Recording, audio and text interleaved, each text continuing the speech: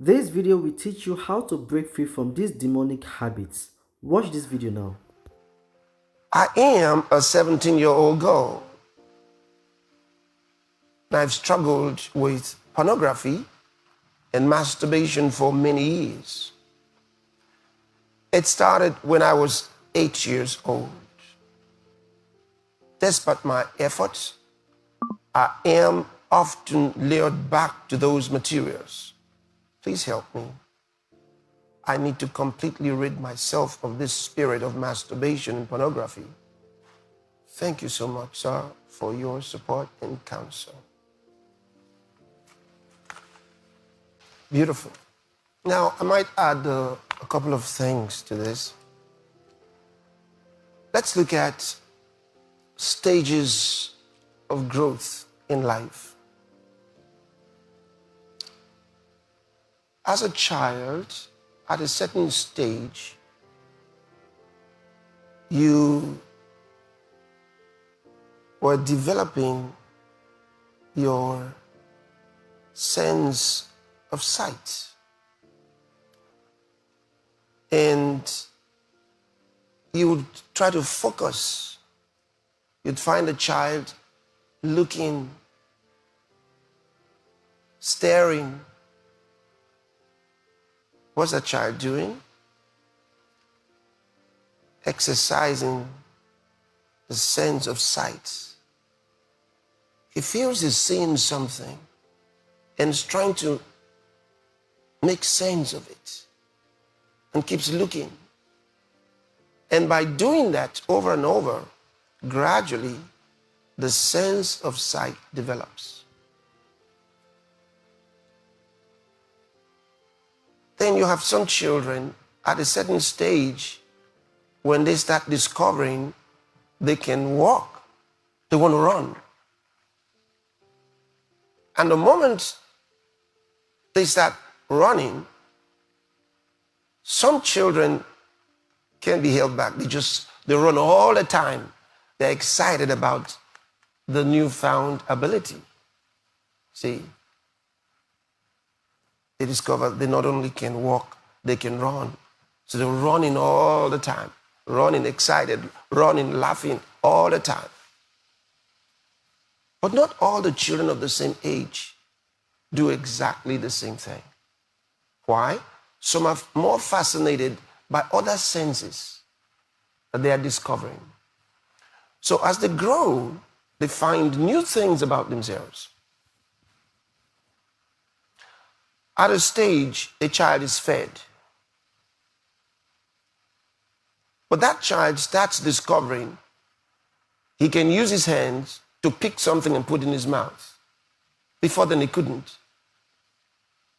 Now he can pick something and put in his mouth. So what does he do? Everything he finds, he puts in his mouth. He's excited. He's discovered something new. Like, I can feed myself.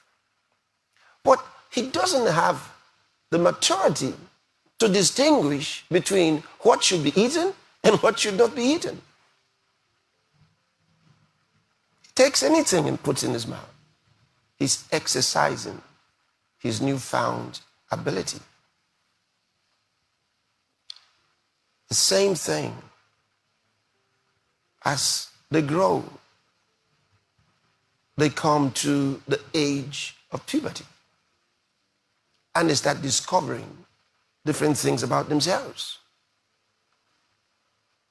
And even before that age, which some would take as probably 12 somewhere, some would say 13.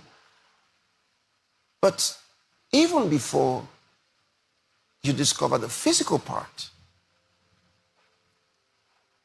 there's a sensual part that a child starts discovering early, maybe as early as 8.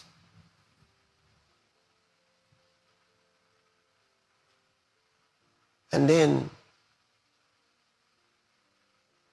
this masturbation creeps in. getting yourself excited sensually. Sensually. It could start from different forms. In her case, it might have started from certain materials she was seeing. And in our day, you see so much on billboards, on TV, magazines, and now in school, they're teaching them some horrible things. So it seems like it even starts earlier. But no matter how early they're introduced to those things, until those sensual parts of their body and their minds are awakened within them, those things make no much sense. It is not a sin. But when it becomes a habit, something that you recline to, every so often you have to get in your privacy and you have to do that because that helps you calm down, then you are yourself. You're bringing yourself into some bondage. You're bringing yourself into some kind of bondage. And you have to be very careful because it's like you're going astray. The second part is worse in the fact that it has a lustful part to it.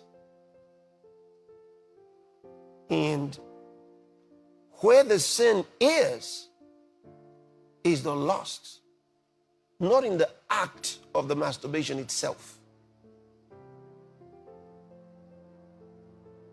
It's in the lust.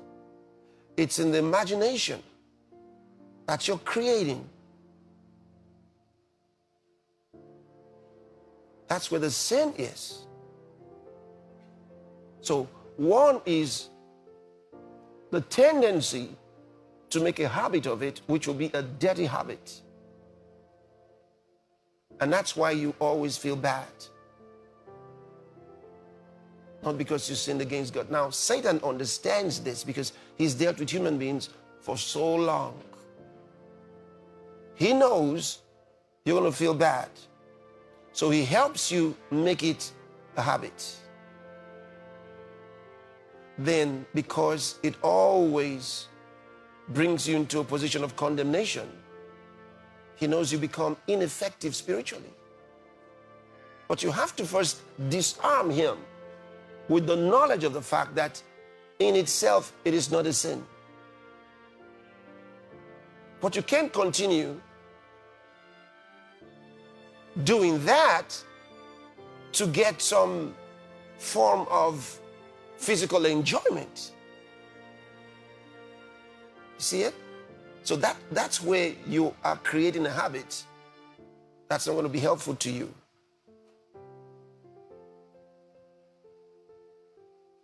Just because you're hungry, you feel hungry, doesn't mean you have to eat. This is something you have to, we all understand this. Well, maybe some don't, but generally it's something that we have to know.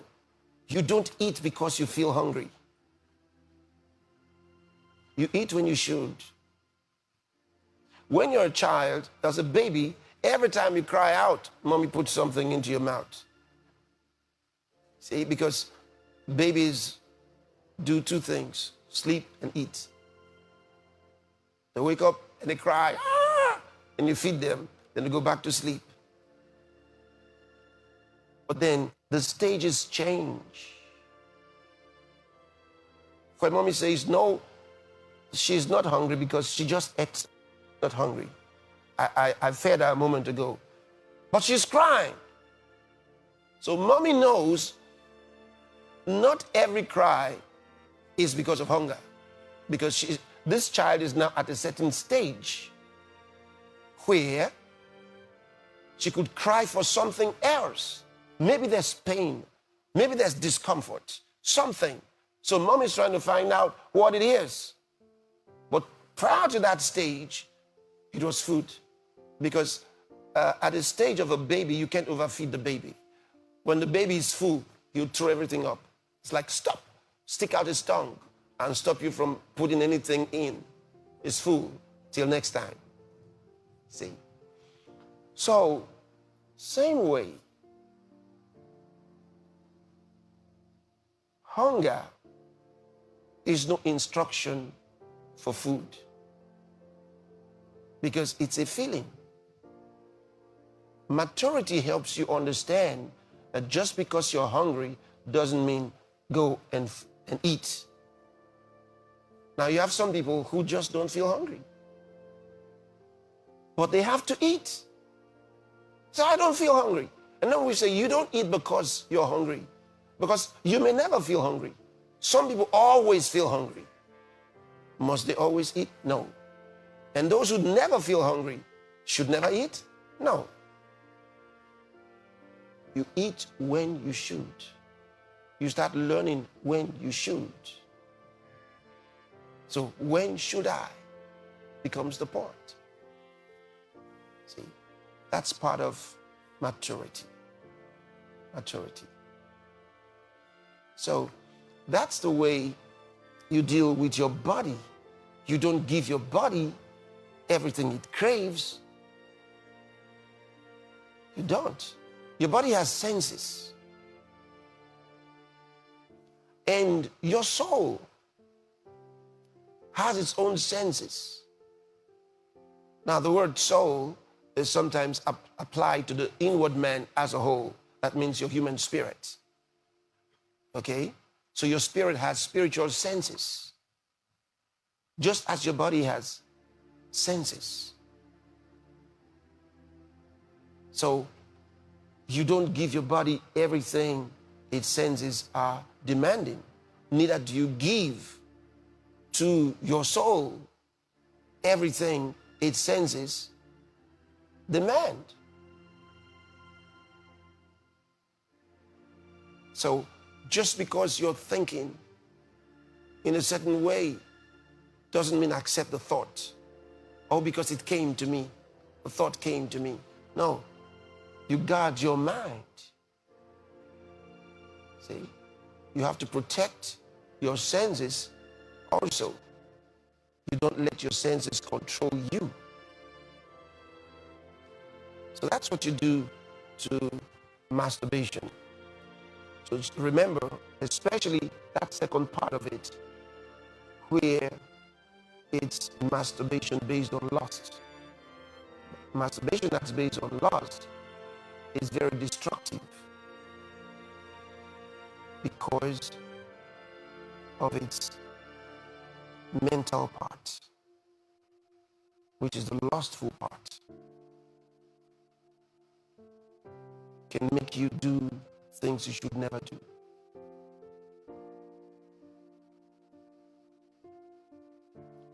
All right. So, Angela, number one, don't let the devil accuse you anymore. You say it's normal for someone of your age to feel that way. But don't allow it now control you. You don't have to yield to it. See, you don't have to yield to it. And one of the best ways, like what they were sharing with you, is from your mind. You've got to use your mind. See, if you, let's put it this way. Imagine that you were studying for an exam. Because sometimes there are people who think like, I can control this, but they can control so many other things. If you had an exam and you were studying for your exam, it's unlikely that you would pick up a pornographic magazine at the same time because you're pressured for your exam. So you say, I'm not going to look at these materials for now because I've got something to attend to. You have life's exams. The pornographic materials are not right for Christians. Why? because those things were created by people who want to bring you into bondage. Then you find a bondage like masturbation. See, it becomes a bondage. It becomes a controlling habit. Because Satan drags you into it until you can't free yourself anymore. You want to stop it and you can't stop it.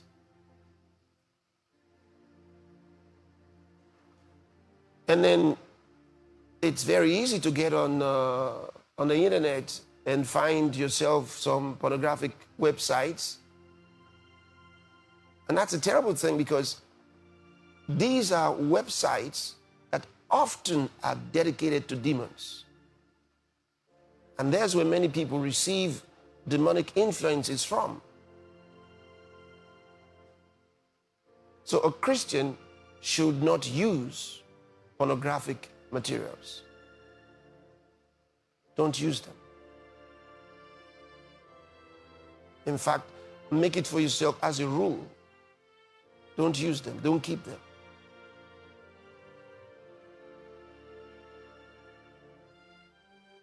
So you have to be wise with that.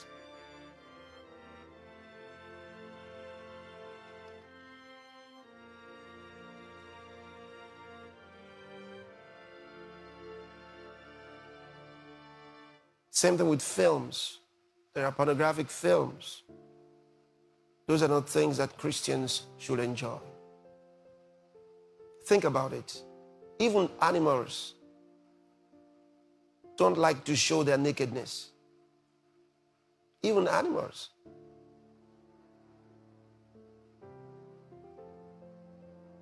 Have you ever seen how monkeys behave?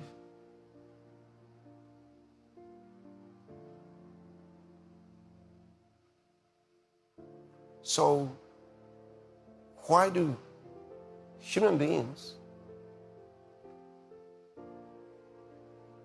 like to show their nakedness on camera? It's foolishness. It's foolishness. It's not normal.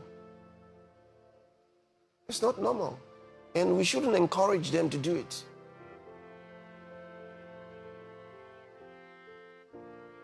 We shouldn't encourage them by patronizing them.